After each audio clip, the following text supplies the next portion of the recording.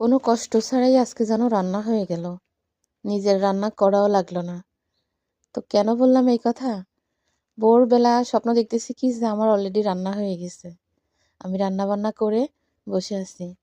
এই নিশ্চিন্তায় কিন্তু ঘুমিয়ে আছি। ঘুম থেকে উঠে দেখতেছি মোবাইলটা টিপে দেখতেছি ৮টা বাজতে ১৫ মিনিট বাকি। ছেলের পরীক্ষা হচ্ছে ৯টা থেকে। এখন কি করার বলেন?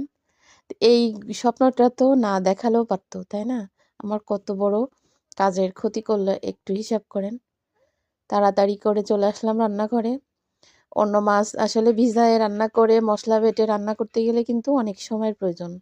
যেহেতু রাত্রে একটু গোশের তরকারি ছিল, তাড়াতাড়ি ভাতটা চড়াই দিছি।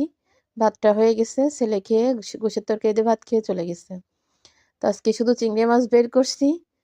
বের করে এক চিংড়ি মাছ দিয়ে ২ তরকারি রান্না করেছি। কারণ এখন মাছ বের করে মশলা বেটে রান্না করা